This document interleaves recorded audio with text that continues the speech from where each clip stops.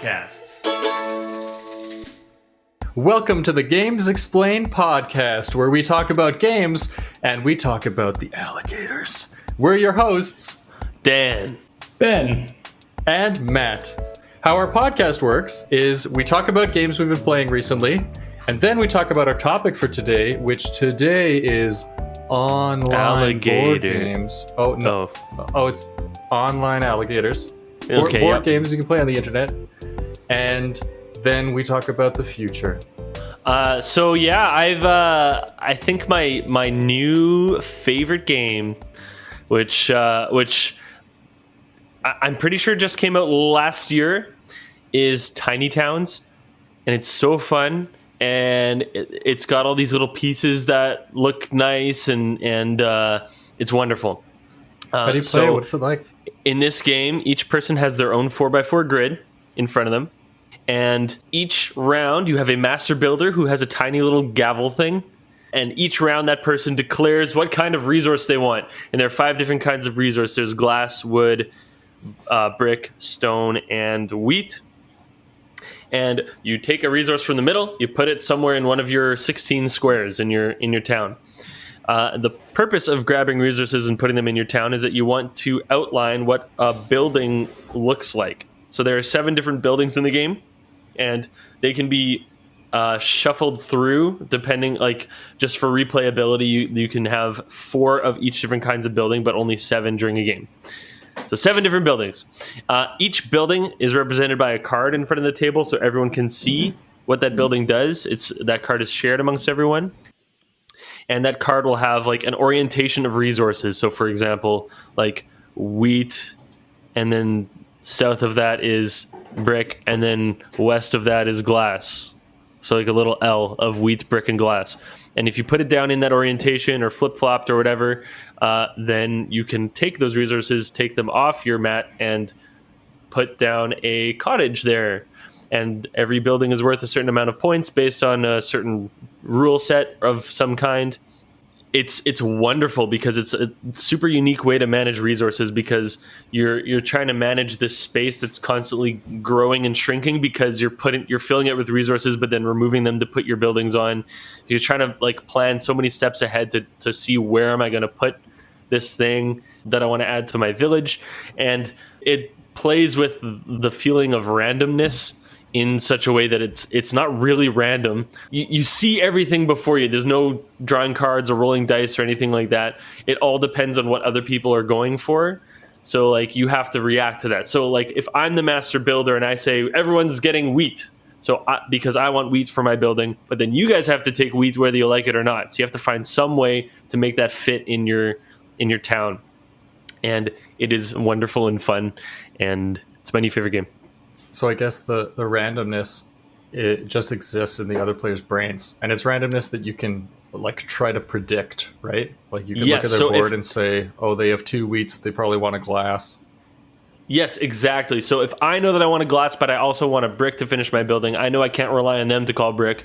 So I'll call brick. I know that they're going to call glass, and You're still thinking like several turns ahead, trying to peer into people's minds and stuff like that.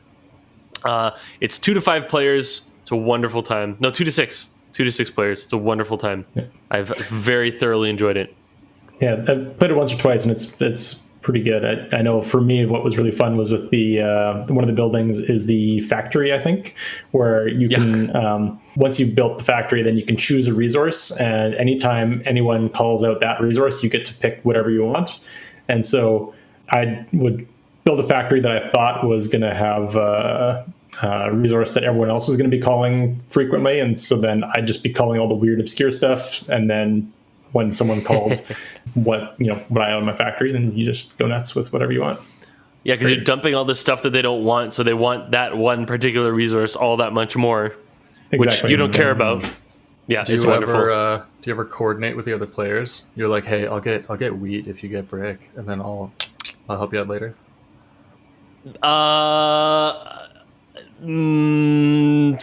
Ish sometimes. It's more, even though you'd think that you'd do that more often, I didn't have the experience of doing that terribly often when I played. It's more vindictive than that. Or at least the way that I played. My. So you're like, I could go for wheat or I could go for brick, but I'm going to start with wheat because I know that Jeff hates wheat. Yeah, pretty much. Nice. I know that Jeff's gluten intolerant, so I'm going to pick wheat.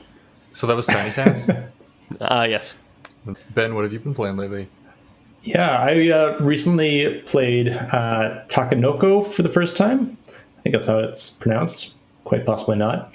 I thought this game was really interesting because everybody is playing, like, it's a competitive game, but you're all kind of controlling the board and not like controlling your own, like all the games you have your own little area that you're controlling, or like you have a piece that's moving around within the board that everyone else is playing on. But in this game, there's a field or like a garden that's being constructed by the group. And within this garden, there's a gardener and there is a panda bear. And so everyone's trying to expand this garden in certain ways. They're trying to grow bamboo in certain areas, and then they're trying to get the panda bear to eat or not eat the different types of bamboo. And so everybody's controlling all these individual elements, and you're kind of like all tugging in different directions for these different things. And it was a pretty neat experience. And the little pieces are also really highly detailed and look pretty nice as well. It's a very nice looking game. I played that one for the first time recently, and I was struck by those achievement cards where you have your secret achievement and you need to make the board look a little bit more that way. About how you choose the category of achievement you want to go for. Yeah, that was super cool too. So you can think like with either the growing bamboo or the arranging the fields or feeding your panda. Like like I don't care about anything else. I just want to feed my panda specific stuff, and so you just go nuts with those particular objective cards, and it's super cool. Yep. I am struck by how clever board game designers are in terms of the fiction of their games, because I could not have thought of making a game like that and having it be a super fun thing. But that is so awesome. Like, what other gardening panda game exists in the world? Right. I love it. I think the fiction of a game, it has like two purposes, right? Like, one is the fiction can help the rules make some sense. So within the fiction, I'm providing water to these plots of land so that they're nourished and so things grow on them. Like, the fiction helps it make sense that putting this wood block in a location means there's going to be a circle block later. Mm-hmm. But the other thing is just like immersion and role playing. So if you're playing Shadows over Camelot, you're fighting monsters and you can see things get like corrupted and you flip something over and it looks totally different. And like you fought a big dragon and the fiction is part of the experience. Like if you were playing Shadows over Camelot and it was just crokinole pieces, you'd be like, well, the pieces, we got enough pieces, I guess. Yeah, well, that's like totally. the game Battleship. It used to be called Splits. There was no theming on it at all, as far as I'm aware. It was just you have a stack of discs and you're moving them around on a hexagonal board, and that's the game. And I mean, like, really classic board games are not far off from that. You've got like checkers and backgammon and all that kind of stuff where there's no fiction on top of them. But nowadays, that's super weird to not have that. And the Battleship game, like, that doesn't add anything for the playability. Like, why would you have stacks of sheep that have to split and expand as far as they can go? Like, there's no logic there, but it's fun. Yeah. Oh man, just looking at their funny faces on the tokens is enough for me. It's pretty much everyone's favorite part of that game. So for me, I'm going to describe a game for you, and then when I'm done describing, I'm gonna have you both guess what this game is. Okay? Sounds good. What the game is? Like, do we know it? You for sure know it. You must. Okay. You have to. Okay. It's a cooperative game. Pandemic. It's not till I'm done, because I want our audience to have a good guess in their mind as well. Yeah. All right. Go for it. It's not Pandemic, but I would talk about. We can talk about Pandemic Legacy later if you want. I'm always up for talking about that. Has to be mentioned in every podcast. Yeah, that's Gotta why. give a shout out. It's cooperative. You play. You won't finish the game in one night. It'll be probably a week. Like if you have a really lazy weekend, you might like finish this game. It's cooperative. So it's not quite a legacy game in that it's not like months, but it'll take a few days. It requires a fair bit of space. It doesn't have any randomness to it. It's mostly puzzle mechanics, and it's all like visual puzzles. Yeah. Can you guess what it is? Jigsaw puzzles. It's jigsaw puzzles. I want to talk about jigsaw puzzles. Doesn't that sound delightful? Isn't that so good? Like I had very little appreciation for jigsaw puzzles until about a couple years ago. And I was at a cabin and I was feeling lazy and I wanted something for my eyes to do, something for my hands to do, but just like breathe some sweet air and like because I'm at the cottage, not because I'm making my air fancy. And just do a little bit of visual, get your hand-eye engaged, and just like do a puzzle. And lately, I've been doing puzzles where we don't look at the cover art. Like we know ahead of time, okay, this it's vaguely wolves, but then we put it face down and then we just go. Man, my usual strategy is pick up a piece, see where it is on the box lid, and then just place it there. You don't actually connect the pieces to each other. You just like put them where they should go accordingly. And that's a viable strategy if you're not playing in hard mode. Right. But that's I love more it. like nightmare mode for me. But it's so fun because you're actually revealing an image as you go. Yeah. Like if you're looking at the box and then you build it, the puzzle becomes like a low res version that has a bunch of like cracks in it all over the place. Like it's less good than the cover art as like an image to look at. Sure. Yeah. But the fun of actually discovering it as you go and being like, oh, that's an ear of a wolf. I had no idea. How much fun am I having? I'm into it. I'm keen. I wanted to talk about jigsaw puzzles. Well, according to your definition of legacy games, puzzles are a legacy game to me in that it takes months to do. And you play it once and then you don't do it again. We've had a puzzle sitting on our kitchen table or our dining room table for getting close to a month now, and we are like 1/7 done it. Oh my! Like How many pieces? Like 1,000.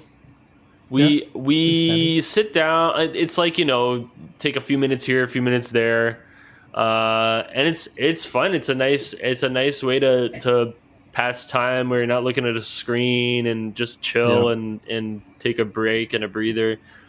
But man, I must not have good spatial imaginings or something. I don't know what, but I'm glad that you find joy in jigsaw puzzles. Yeah, and it's a sometimes treat. It's not. For sure. Like I don't always have a puzzle going. That would destroy me. But like a couple times a year, bust out a puzzle, chew away at it over a week. Love it.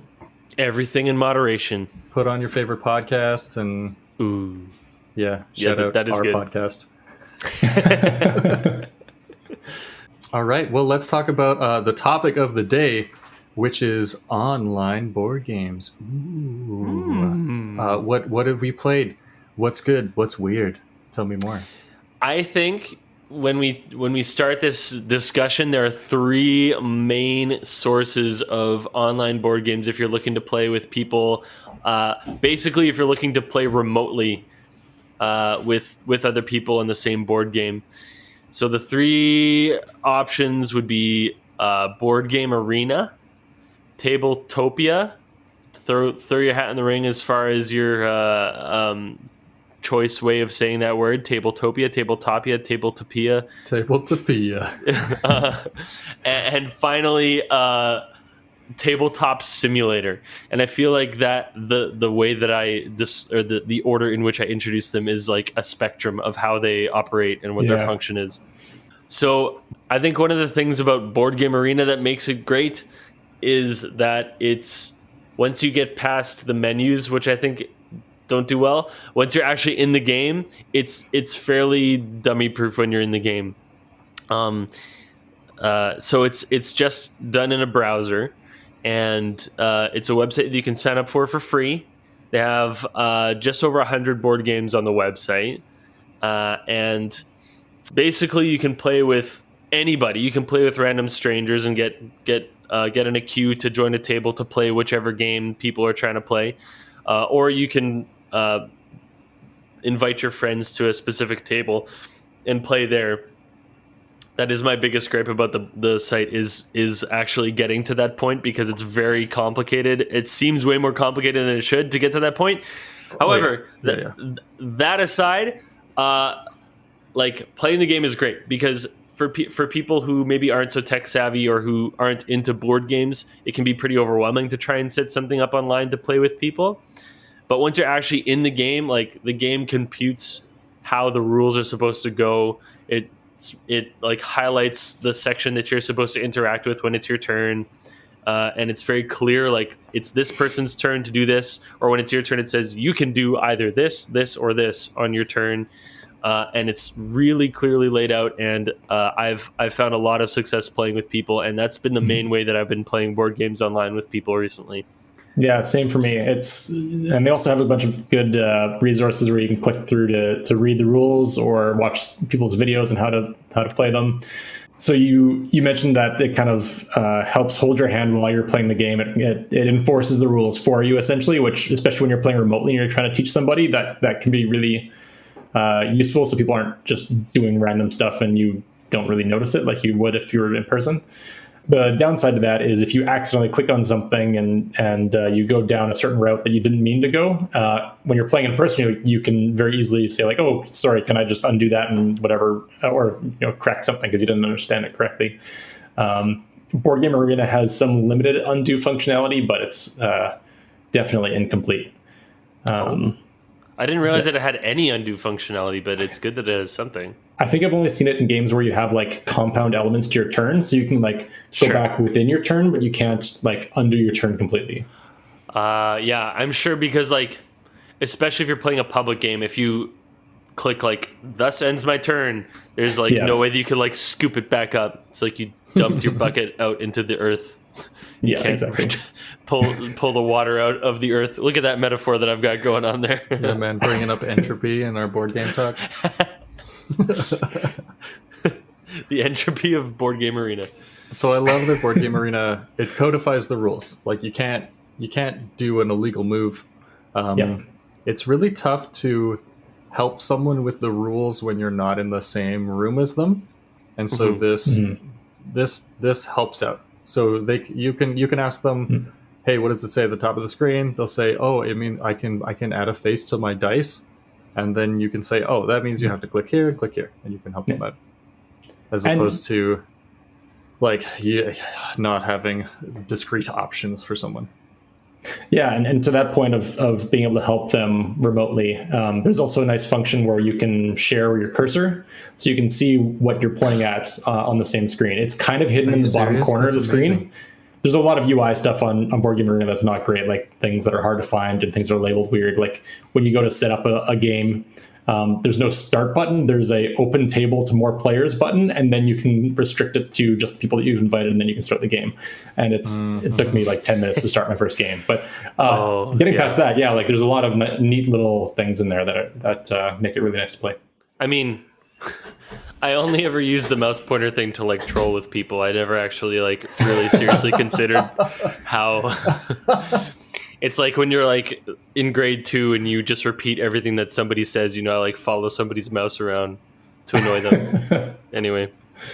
So carrying on from that, going further down the spectrum, Tabletopia is a little bit more open. It doesn't really codify any rules, but what it does do, to be fair, I haven't really played much on there, so you guys that have played that can jump in. But from what I understand, the rules aren't enforced, but there are structures in place for each game. So you have like a counter that has your victory points, and so you can increment or decrement it, whenever you want, and you have to follow the rules yourself. But it will kind of keep you in those limits of where it's supposed to be, and it'll be in a certain place.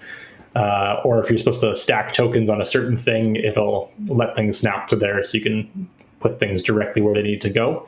But it's up to you to move the right things at the right time. Yeah. It's also I think a big difference, and probably something that's a gateway to a lot of casual people going from Board Game Arena to Tabletopia, is the actual interface in the board game. Because Board Game Arena just looks like a website, and all the pieces are two-dimensional and very easy to manipulate. Once you're in Tabletopia, it's a 3D environment with you could have with potentially very confusing camera controls for people who have never played a video game before. Instead of just clicking a button to play your turn, you have to drag your piece over to here and do this and that. So it gets a little bit more complicated that way. But I think what puts it in the middle of that spectrum is that it still is fairly accessible, in that you don't have to download an app to use it. You can, and I believe there's more functionality when you download the app, but you can still just go to a browser and play the game in your browser too. Yeah. A nice thing about Board Game Arena in comparison is that you can play it on your phone or on a tablet. You can just swipe and plunk and whatever. You don't need a graphics card in order to render high-res 3D models of your board game. And so both these options, Board Game Arena and Tabletopia, we haven't mentioned yet, but they're completely free to use. That said, a free subscription, it has some limited functionality in them, but hardly so.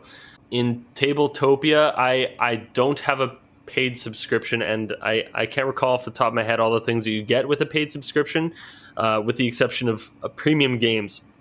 So that's the thing too, is that Tabletopia has something like 800, 900 games on its platform. Yeah, it's crazy. Huge. Yeah, and I think only about 48 of them are premium games. I think there might be some limits to how you invite people to games or something in Tabletopia, unless you have a subscription to it. So I have before me the plans for Tabletopia. I'm screwing myself up now. It's fine. There's no wrong way. There truly Table tapioca pudding. Even that's correct. I think that's what they were going it's for. The internet. It's fine. So a bronze. So this is just for players. You can also design boards. So I think this is actually a really cool thing about Tabletopia, is that it also encourages you to use it as a platform to beta test board games that you are trying to design, which I think is super cool, because if as far as getting people to beta test your games, it's the internet. You don't have to go to a community center with an event and have people come by and try it or whatever. But anyway, that said, for players, not for designers, but for players, a bronze subscription, which is free, you can have 2 simultaneous game sessions going. And what I think that means is literally 2 games on the same account, playing 2 different games on the same account at the same time. So if there's a time delay game you're playing or something where it might be a few hours or even days between moves, is that kind of that's when you would have multiple games going? Right, that's something in Board Game Arena too. You can play in real time, or you can play in turn-based over whenever you have a chance between whatever your commutes. You take a turn in your Scrabble game or whatever. I don't know. So for silver, which is $5 USD, you can have 6 simultaneous sessions, and you can play their premium games, of which there are 50. And then a gold is 10 simultaneous games. It's $10 a month, and you can invite guests to your premium games. Otherwise, you can play the premium games with a bronze, the base account, but you just have to be invited by someone who has a gold account, I suppose. Yeah, so you've got a game group, only one person needs to have that fancy account. Yes, exactly.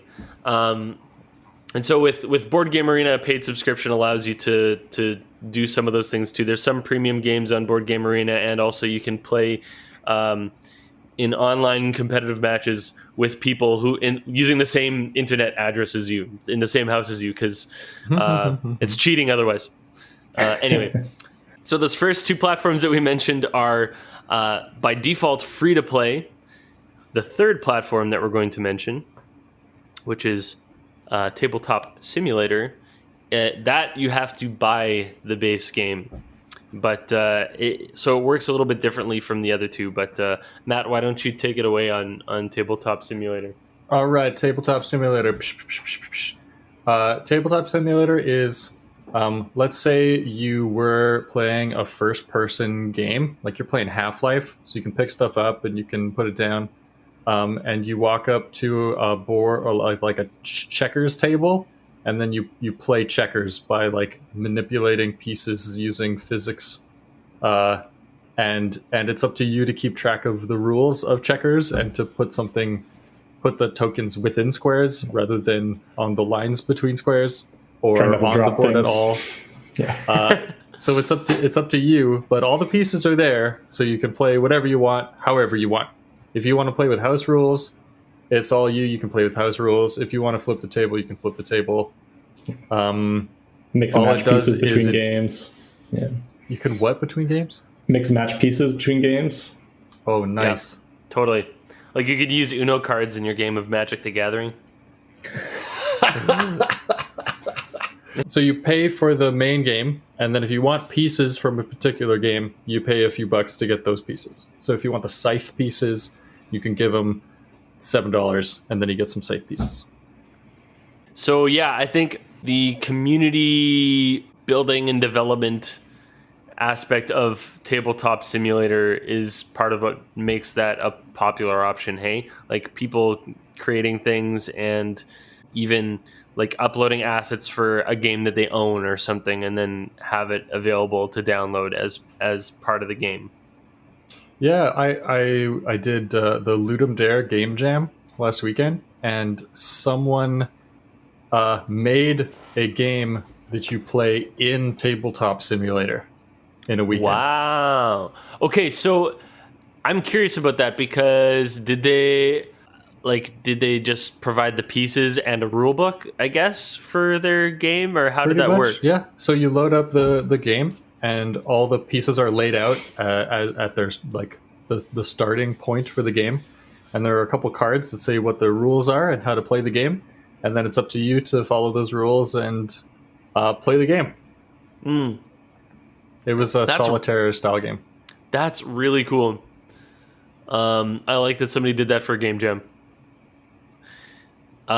So as far as the pricing goes, the models are a little bit different, right? So in Tabletop Simulator, you pay a flat price and then you own the stuff that you have. So you own your scythe pieces, you own the game Tabletop Simulator, all those things. For Topia, and sorry, when you buy the scythe pieces, like the developer of Scythe gets kick from that. Now, when you play community games of somebody who like scanned their pieces and uploaded things from games that they own, then the developers aren't making anything from that, the board game developers. So then in the subscription models of the other two platforms, the developers of those games get a cut, of course, of your subscription price on that game for your subscription. So that's a little bit of how that different system works for that. So we talked about Board Game Arena, which is 2D and the rules are infused. We talked about Tabletopia, which is kind of in between, and we talked about Tabletop Simulator, which is a free-for-all with the pieces that you know and love. But are there any other ways of playing board games online with your buddies? Well, there's a lot of board game companies that have developed an app version of their game, so you can download that or buy it on the App Store, or maybe it's a computer game version. And a lot of those are designed primarily to play like solo, but a lot of them also have an online version, so there's some way to play that way. Yeah, like Ticket to Ride, I know has an app, and you can add your friends and play online. Yeah, definitely spent some time on that one. There's also some games that work just fine over the phone or video conferencing, which is kind of interesting. Like what kind of games? Because when I think about that, I will say that I have thought about trying to make that work with people at certain points, but there are games where like there's a lot of games where you have like a deck of cards where you have a secret hand of cards, and that doesn't really work if you have like a physical deck of cards that you're like, especially when you're like sharing pieces and yeah, exactly. I have one example, which is snake oil. So in snake oil, you would have one person who's like the ringleader who just picks cards and then like types them into private chat to people. So everyone's got a hand of 5 cards or whatever. And then once those cards are there, you can play it, because that game is mostly talking. Like you choose 2 cards from your hand, they're 2 nouns, you pick an order, and that becomes your product name. Like seal blanket. Now you have to sell a seal blanket. Is that a blanket made of seals? Is that a blanket with seals on it? Is it a blanket for seals? So the seal to seal in your blankets. Yeah. So you just pitch it. So it's mostly talking anyway. And so the one person who will have like kind of an idea of what someone might choose, but it's still enough of a surprise, and it's only for that one person that it's not a full surprise. So that one works really well. There's also some games that are like very explicitly able to work with a divide, such as like Battleship, where you literally just need to mark down where you put things, and where your opponent has told you you've hit their things, there's no interaction. That one can be done over text, like very, very simple to play games like that.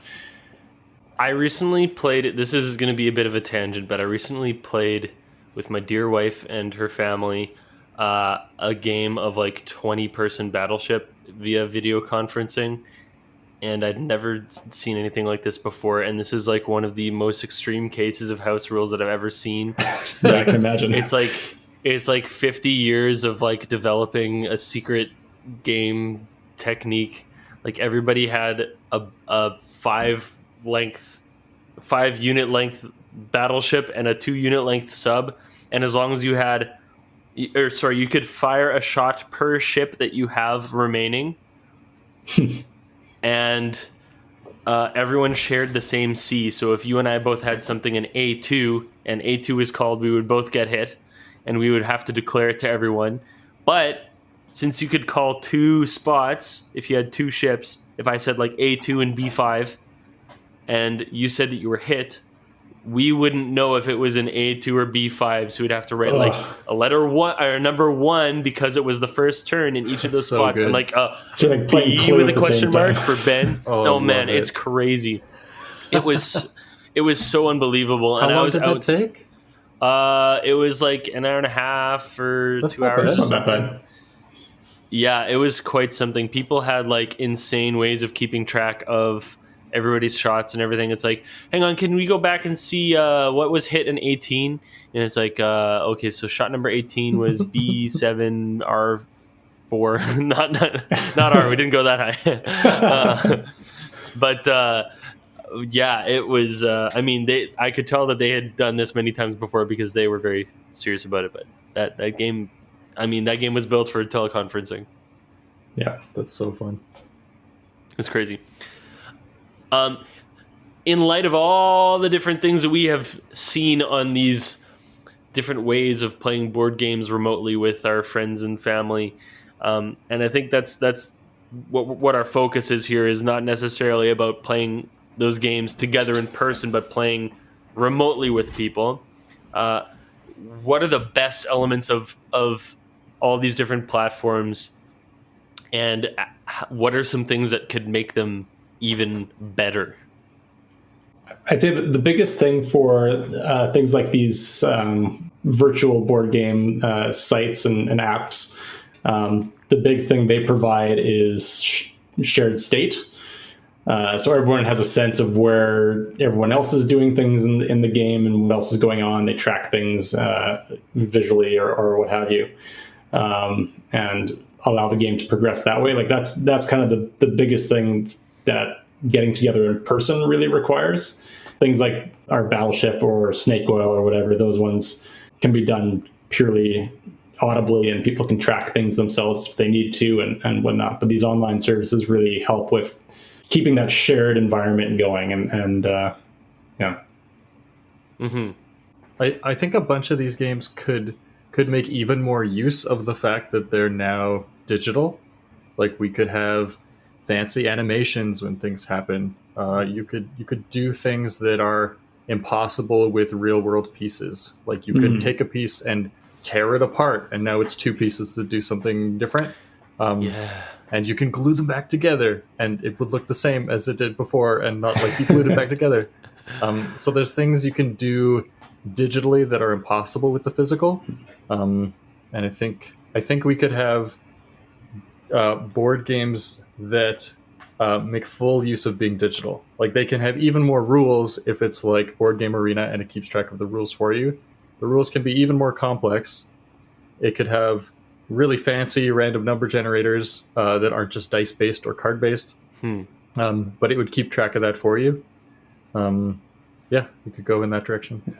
So that's definitely really interesting. And first thing that popped into my mind was, Dungeons and Dragons is kind of classically a complicated game with a lot of rules, and there's all these dice you have to keep track of, and that's something where you could put that into an app and have it track that way. And you might lose some of that flexibility, but you can add some extra complication and flavor. Then my mind immediately went to the next step of, well, that's starting to sound a lot like a video game where you've got a role-playing game as a video game. Like, that's a thing that exists. So, like, this is starting to, like, where's that spectrum? Like, or it's not, there is no defined line. It's more of a spectrum between the two. On the note of Dungeons and Dragons, we didn't even talk about Roll20, which is like a tabletop RPG remote website, and I think that they do a really good job of taking advantage of being online. Like, there's all kinds of art assets that you can just download straight into the game, like backgrounds to put on your grid. Like, you can bring in a forest or a swamp or a whatever volcano, and you just have it there, and you can, of course, have images for all your characters. And you can also have your character sheets there, and all you have to do an ability check is like click on the ability, and then it rolls the dice in this all chat for everybody to see. So it's not like you're rolling dice on your own and I rolled a 20 again. Like, you're rolling in this public space. And even more fun is the fact that you can tell the machine to roll any number of any amount of sides of die in this chat. So you can roll like a 1-sided or a 7-sided or a 5,768 sided die, and you can roll 1,000,000 of them, and it'll give you the result no matter how many you put in, which is possibly the most fun part about that website for me. And it saves everything that you do from encounter to encounter too. So if everybody has to leave for whatever reason, it's on the cloud. So when you come back, everything's exactly as it was. Sweet. So one last thing about Board Game Arena that I think is really strong, and that helps it be better than real board games, is accessibility. So you can hold those pieces. You can make the font as big as you want.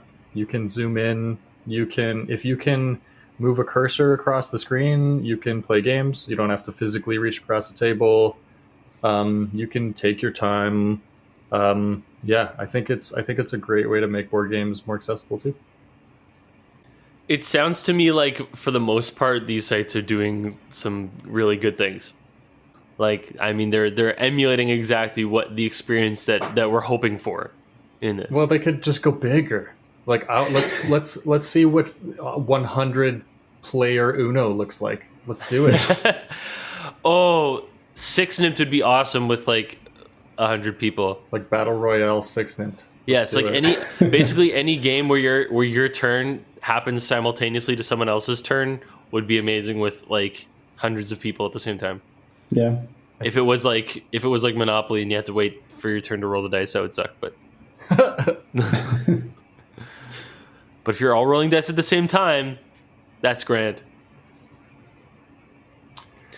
So stay tuned for gamesexplained.net/1006 nips.